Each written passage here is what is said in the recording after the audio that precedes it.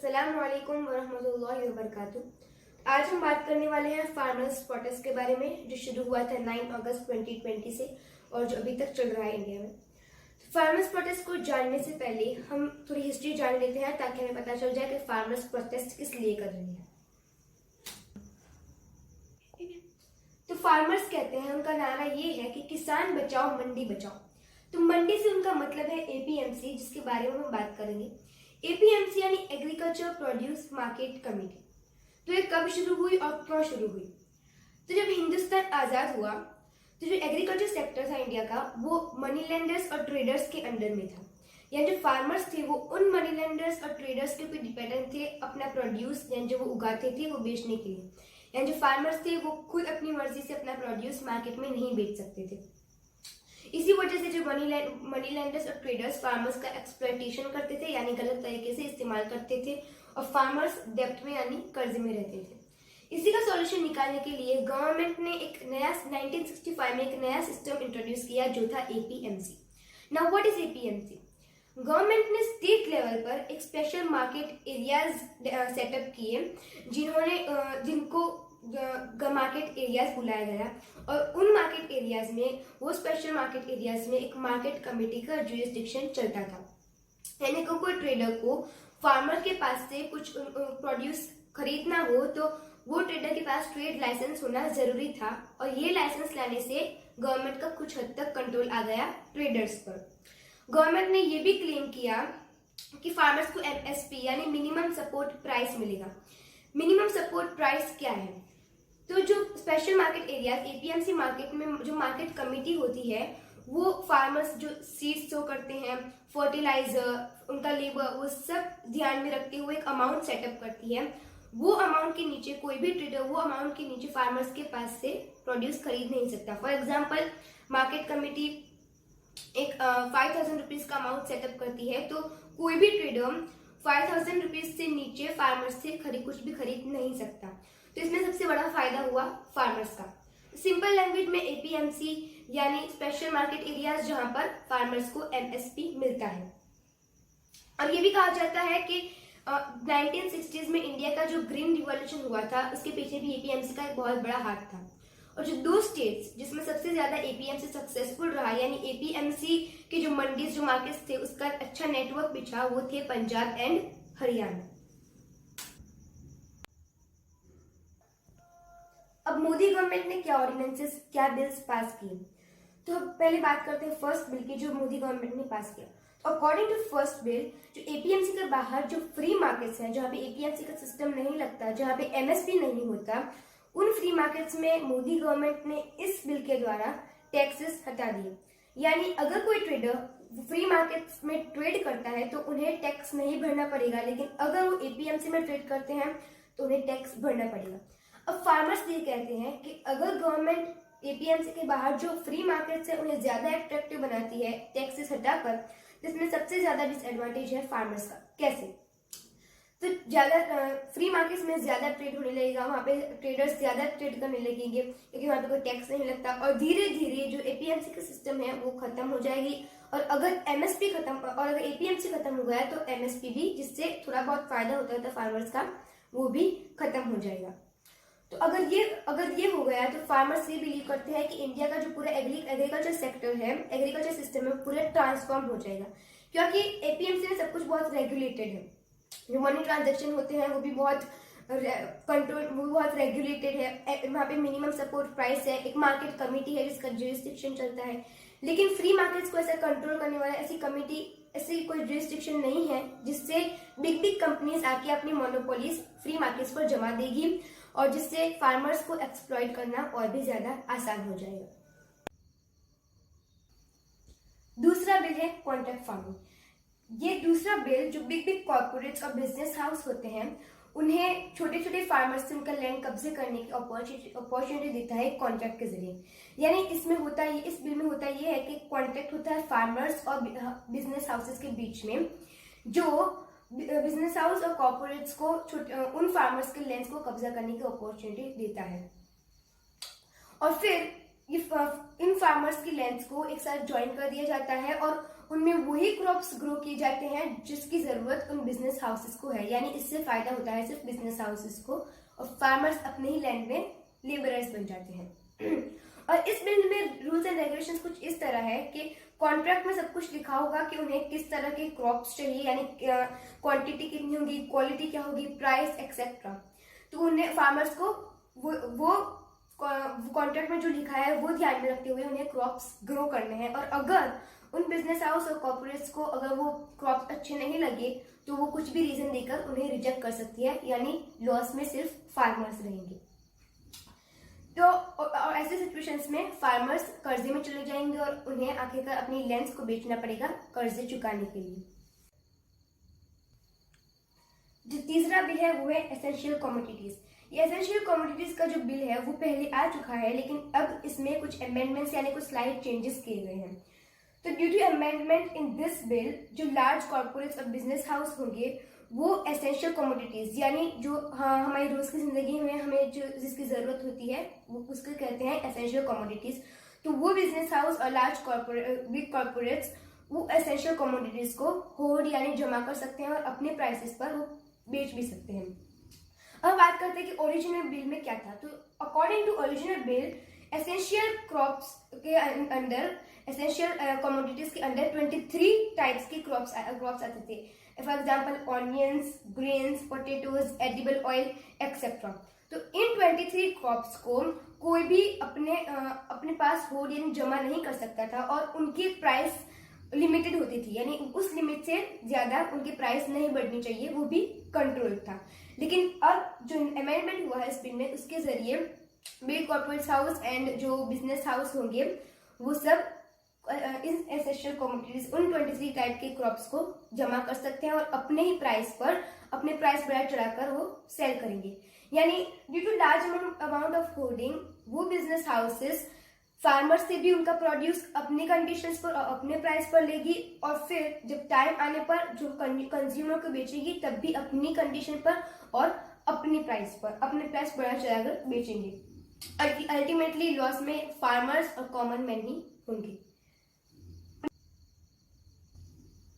अब हम बात करते हैं फार्मर्स की डिमांड्स क्या है। यानी फार्मर्स के सिर्फ 4 डिमांड्स हैं। पहला, रोल बैक द ऑर्डिनेंसेस, यानी जो बिल्स इंट्रोड्यूस किए गए हैं उन्हें वापस ले लिया जाए। दूसरा, प्रोटेक्ट मंडी मार्केट, यानी जो एपीएमसी मार्केट है, एपीएमसी सिस्टम है, उसे प्रोटेक्ट किया जाए। तीसरा, लोन क्लियरेंस, यानी फार्मर्स के लोन्स क्लियर किए जाए। चौथा, नेशनल लॉ फॉर एमएसपी, यानी एक नेशनल लॉ बनाया जाए जिससे मिनिमम सपोर्ट प्राइस वो नेशन वाइड रेगुलेट हो जाए, जिससे नेशन वाइड जितने फार्मर्स हैं उन्हें फायदा हो सके।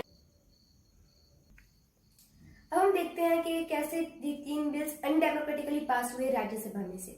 तो राज्यसभा का एडजॉर्न यानी सेशन खत्म होने का टाइम होता है 1 PM, लेकिन कोई डिसीजन ना निकलने की वजह से टाइम एक्सटेंड कर दिया गया है ऑपोजिशन पार्टी के डिसएग्रीमेंट के बावजूद भी।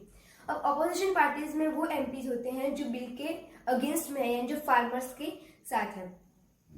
अब सेशन कंटिन्यू रहा। फिर डेप्यूटी चेयरपर्सन ने ये कहा कि हम वॉइस वोट करके डिसीजन लेंगे कि बिल्स को पास करना है या नहीं करना।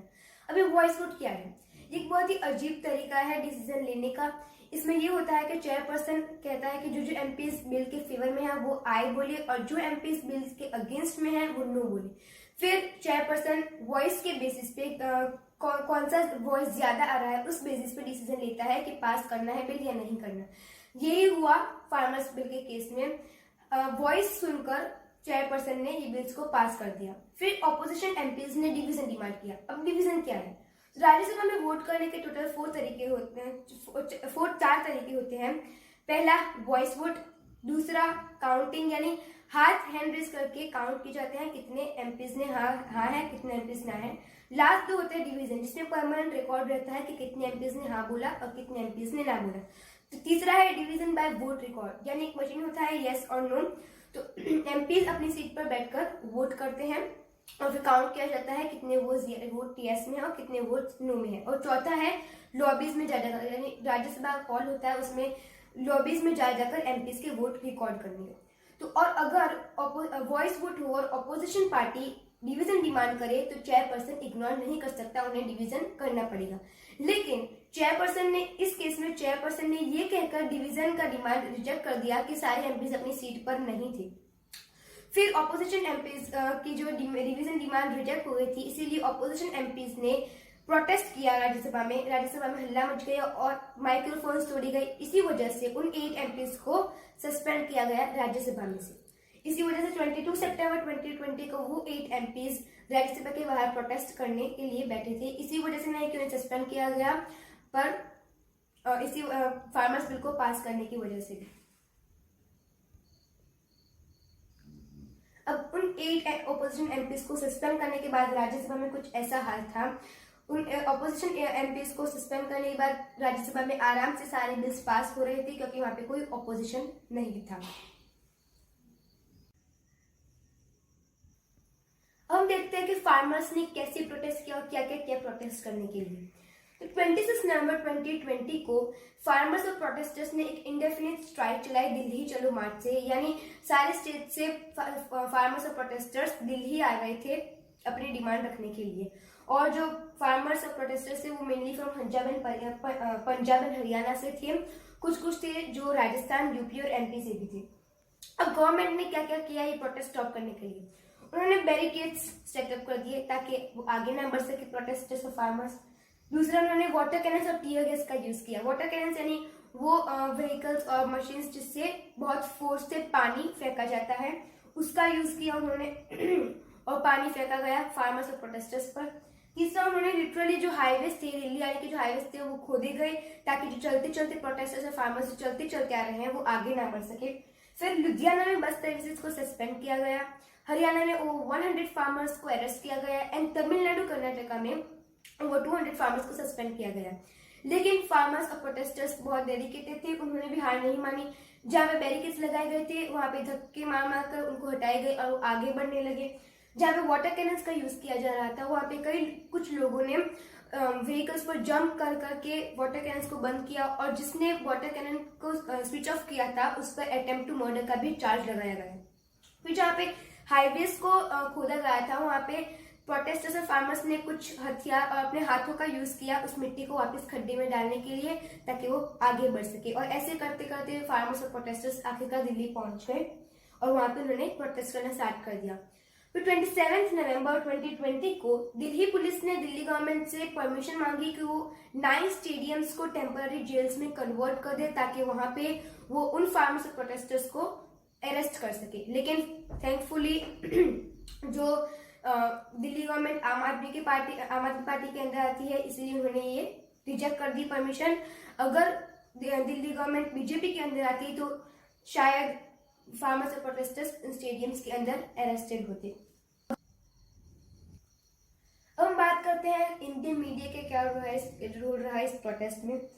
फार्मर्स और प्रोटेस्टर्स को खालिस्तानी यानी खालिस्तान एक मूवमेंट चला था जिसमें पंजाब के रेसिडेंट्स पंजाब को अलग से मांग रहे थे, यानी हमें हमारा अलग खालिस्तान चाहिए।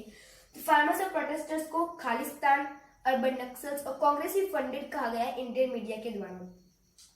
जी न्यूज ने हैशटैग चलाया हैशटैग आंदोलन में खालिस्तान, यानी कुछ खालिस्तान पाए गए आंदोलन में। टाइम्स नाउ ने हैशटैग चलाया हैशटैग किसान कानून क्लैश, यानी ऑपोजिशन पार्टी किसानों को भड़का रही है प्रोटेस्ट करने के लिए।